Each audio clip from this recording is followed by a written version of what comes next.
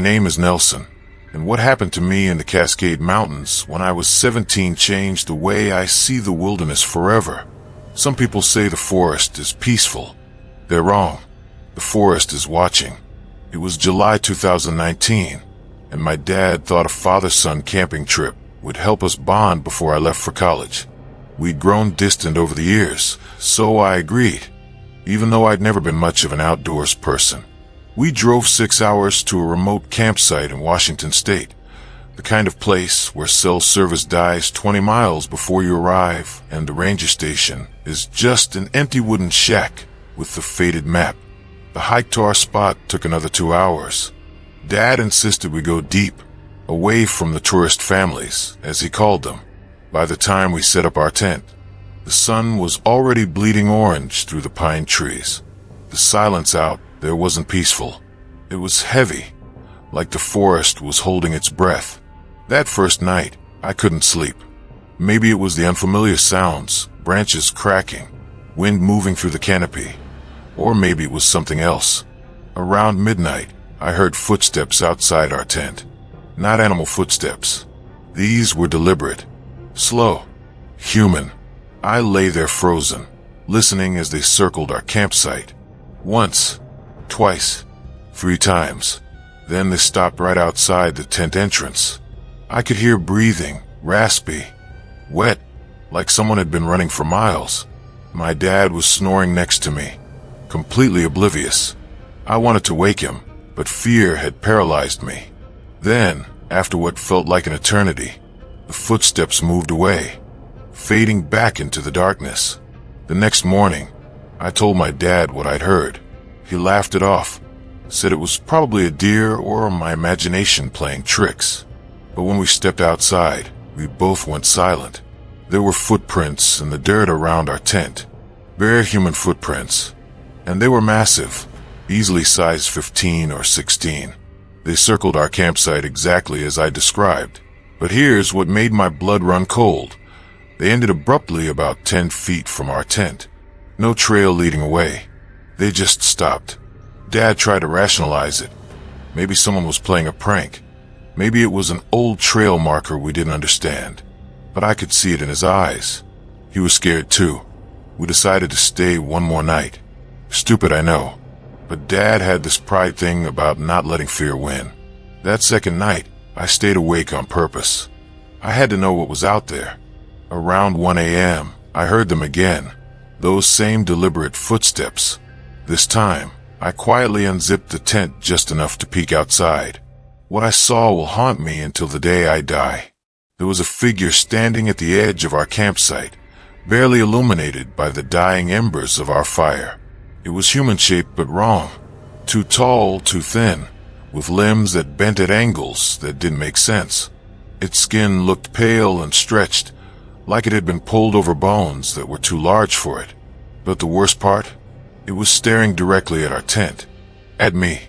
I don't know how, but it knew I was watching. Its head tilted sideways in this jerky, unnatural motion, and then it smiled. Not a human smile. This was something that had learned to smile by watching humans, but didn't understand why we do it. I zipped the tent shut, so fast I nearly ripped it. My heart was hammering so hard I thought it might burst. I shook my dad awake and begged him to look outside. When he finally did, there was nothing there. We packed up at first light and hiked out without saying much. Dad kept insisting I'd had a nightmare. That stress and lack of sleep had made me see things. I wanted to believe him, but when we got to the car, there was something on the windshield. A piece of bark with a message carved into it in shaky letters. Next time, stay longer. We never went camping together again. And 3 months later, I saw a news article about a hiker who'd gone missing in that same area. They found his campsite untouched, tent still standing, food still in the cooler, but no sign of him. Just his camera, with one final photo taken from inside his tent, looking out at the darkness. And there, barely visible in the frame, was that same impossible figure, standing exactly where I'd seen it. The police called it an animal attack, but I know better, because sometimes, when I'm falling asleep in my apartment, I hear those same footsteps outside my window. Slow, deliberate, circling. Whatever I saw in those woods, I think it followed me home.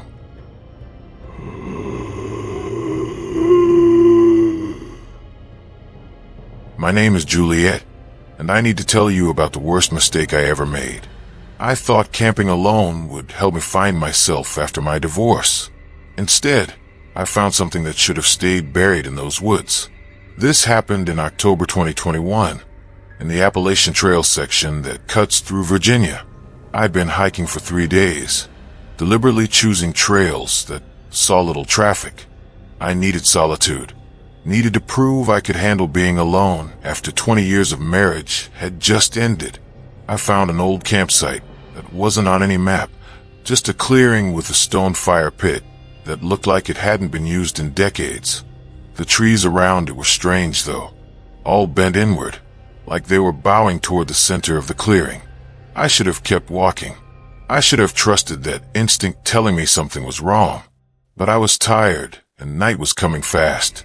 I set up my tent and made dinner as the sun disappeared behind the mountains. That's when I first heard it. Children laughing in the distance.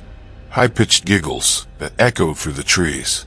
It struck me as odd because I hadn't seen anyone else on the trail all day. And what kind of parents would have kids out here this late? But I told myself there must be another campsite nearby when I hadn't noticed. The laughter continued as darkness fell. It would stop for a few minutes, then start again, always from a different direction. North, then east, then south. It was like the children, if they were children, were circling my campsite. Around 9 p.m., I called out, asked if anyone needed help. The laughter stopped immediately. The silence that followed was suffocating. Then a child's voice, clear as a bell, called from just beyond the tree line. "Come play with us, Juliet." It knew my name. My hand started shaking. I shouted back, asking who was there, how they knew my name. The only response was more laughter, now coming from multiple directions, 5, maybe 6 different voices, all children, all giggling like they'd just heard the funniest joke in the world. I grabbed my flashlight and swept it across the tree line. For just a second, I caught movement, small figures darting between the trees, too fast to get a clear look. They were playing tag or hide and seek, using my campsite as the center of their game.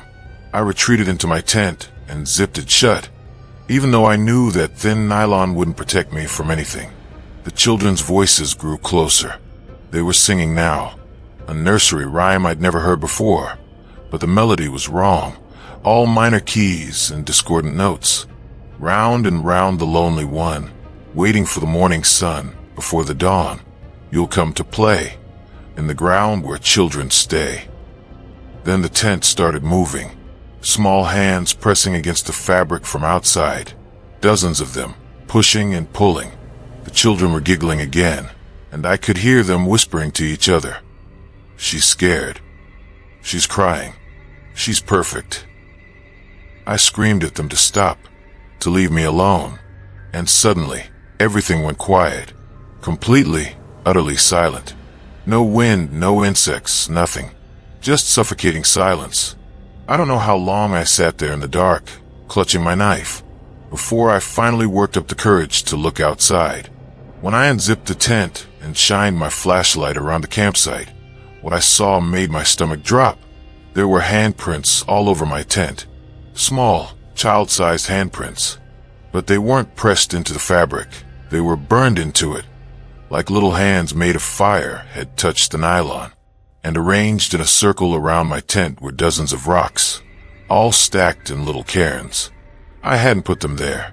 In the center of each stack was something small and white. They were bones, tiny finger bones. I didn't pack. I didn't think.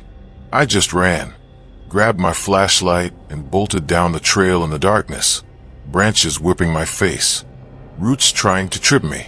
Behind me, I could hear them, the children, chasing me through the woods, their laughter getting closer and closer. "Don't leave, Juliet. We want to play. Stay with us. Stay." I ran for what felt like hours until I reached a paved road and flagged down a car. The driver took one look at my face and didn't ask questions, just drove me straight to the nearest police station. The police searched those woods for a week. They never found my campsite. Not the clearing, not my tent, not my gear. Nothing. Like it had never existed. But they did find something else. The remains of 6 children buried in that area, all from the 1950s. They'd been part of a camping group that vanished without a trace. The case had gone cold decades ago. Here's what keeps me awake at night. When I got home and unpacked the one bag I'd managed to grab, I found something I didn't pack. A small rock cairn, just like the ones around my tent. And on top of it, a child's tooth. They're still playing their game. And somehow, I think I'm still part of it.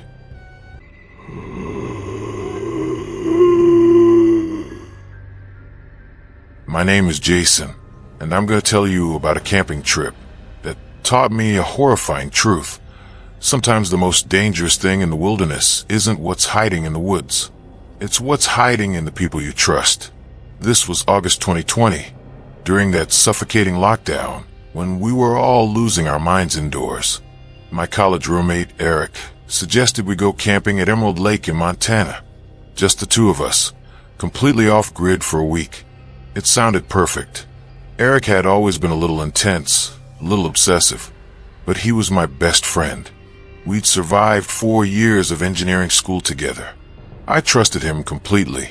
That was my first mistake. We hiked in on a Tuesday, and by Wednesday we'd settled into a routine, fishing, swimming, sitting by the fire at night. Paradise, right? Except Eric started acting strange around the 3rd day. He'd disappear for hours without explanation, and when he came back, he'd have this weird smile on his face, like he knew something I didn't. On Thursday afternoon, while Eric was off on one of his mysterious walks, I explored the area around our campsite and found something disturbing. About half a mile east, hidden in thick brush, was an old cabin. The windows were boarded up, but the door was slightly ajar. I should have left it alone, but curiosity won. Inside, the cabin was mostly empty. Just an old table, some broken chairs, and a fireplace full of ash. But on the walls, someone had written things. Messages in what looked like charcoal, or maybe dried blood. I couldn't tell. They said things like, "He watches when you sleep. Don't trust the friendly one. Check his backpack." That last one stuck with me. Check his backpack. I left the cabin quickly, feeling like I had violated some sacred space.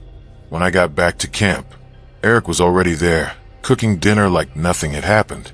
I didn't mention the cabin. Something in my gut told me not to. That night, I couldn't sleep.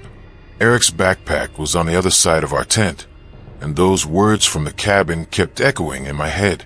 Check his backpack. Around 2 a.m., while Eric was snoring, I quietly opened it. What I found made my blood turn to ice. There was a journal filled with entries about me. Pages and pages of observations. Jason scratches his left arm when he's nervous. Jason always looks away when lying. Jason sleeps deepest between 2 to 3 a.m.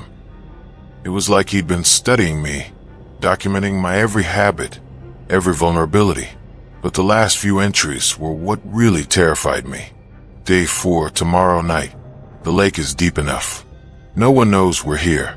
He trusts me completely. This is the perfect place. Finally perfect. My hand was shaking so bad, I almost dropped the journal. Eric hadn't brought me out here for a fun camping trip. He'd brought me out here to kill me. I looked over at him, still sleeping peacefully, and realized I was trapped.